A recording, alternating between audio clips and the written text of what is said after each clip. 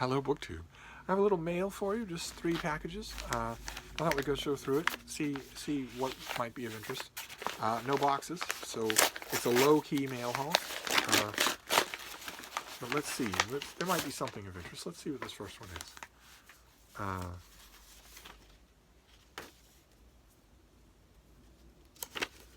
What is this? A cute little personal note.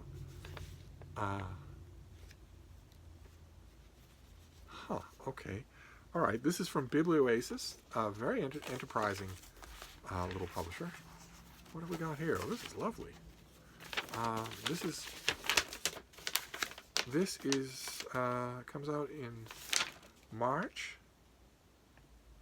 Yes, March, and it's going to be a paperback original at $16. This is by Taras Gresko, and it's called Possess the Air.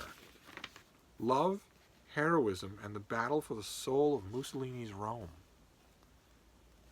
And it's really nice. It's got the French flaps and a nice floppy spine. How interesting. A paperback original work of World War II history. When's the last time you saw that? Okay, well, what have we got here? Plunging readers into fascist Rome at the height of Mussolini's power.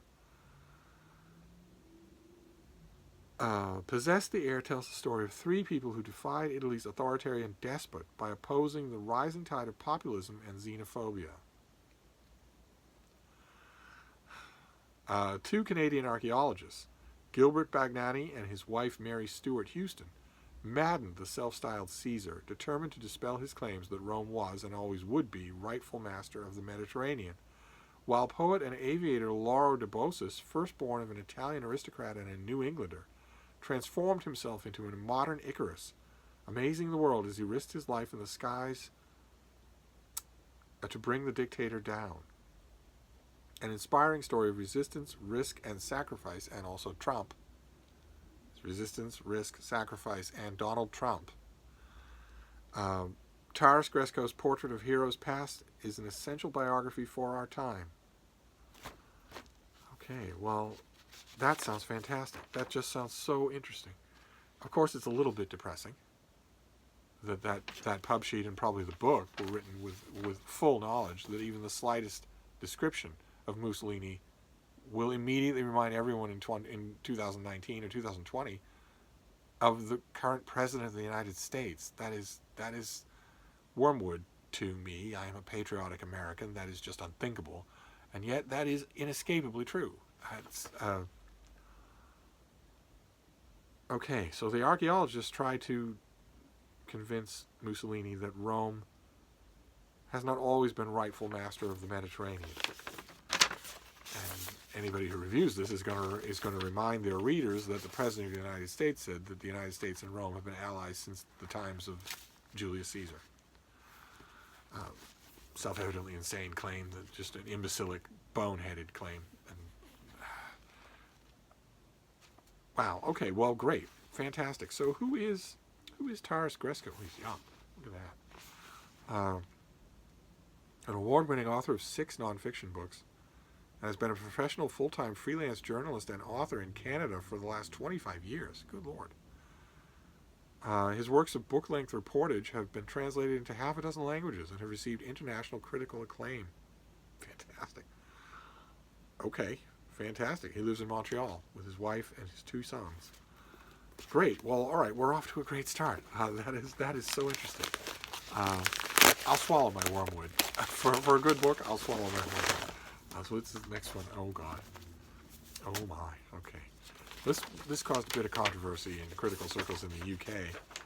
And now it's out in America. I actually wondered whether or not this would even come out in America.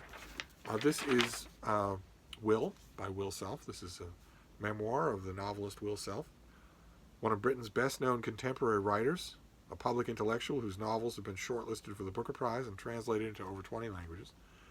And this is his first ever memoir, in which he turns his attention fully to his own self, in particular to his addictions as a young man. A brilliant literary creation and an addiction memoir like no other. We'll see about that. Will echoes of self-psychedelic fiction and is one of the most eloquent depictions of the allures of hard drugs ever written. Any of you ever read Permanent Midnight? Permanent Midnight was really memorable as a book about hard drug addiction. Really memorable memoir. Okay, well, so like this does have an American publisher, no index. So we shall see. This comes out in mid-January. The negative, the controversy that it kind of sort of engendered, a lukewarm controversy in the UK, was just the kind to sell copies, and I didn't know if anybody had pointed that out to the irate critics and Twitter complainers that they were actually helping the author. I don't think anything like that will happen here, despite my best efforts. I don't think anybody in America knows who Will Self is or gives a rip, so I don't think that's going to happen. He was, most recently, he was the author of a novel called Phone,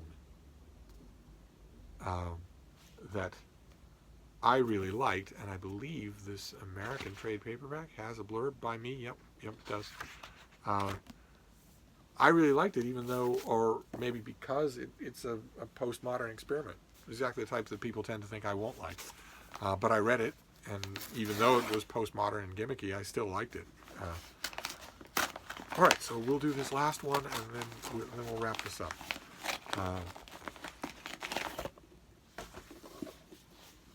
What have we got here? So we have, oh wow, all right, so this is all nonfiction.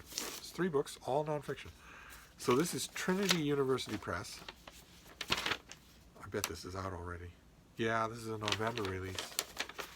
Well, there's still room in the world for November releases. This, I don't know if we've seen this on this channel before. This is Beth Peterson. Essays, Dispatches from the End of Ice. The future of the world's ice is at a critical juncture marked by international debate about climate change and almost daily reports about glaciers and ice shelves breaking, oceans rising, and temperatures spiking across the globe. These changing landscapes and the public discourse surrounding them are shifting fast. It is science wrought with mystery, and for Beth Peterson it became personal. A few months after Peterson moved to a tiny village on the edge of Europe's largest glacier, things began to disappear. The glacier was melting at breakneck pace, and people she knew vanished. Her professor went missing while summiting a volcano in Japan. A friend wandered off a mountain trail in Norway. Finally, Peterson took a harrowing 40-foot fall while ice climbing. Her efforts to make sense of these losses led to travels across Scandinavia, Italy, England, and back to the United States. She visits the Cryonic Institute, an ice core lab, a Wunderkammer, Wittgenstein's cabin, and other museums and libraries. Okay. All right, great. The author is very young and is experiencing all of these things directly, firsthand. So the date on this is November, but it sounds fascinating. And as long as the date is 2019, I can dig right into it. I will dig right into this. Maybe I won't read it in order. Maybe I'll jump around a bit. But anyway, that is our 3-book mail haul here, all nonfiction. So we have Dispatches from the End of Ice.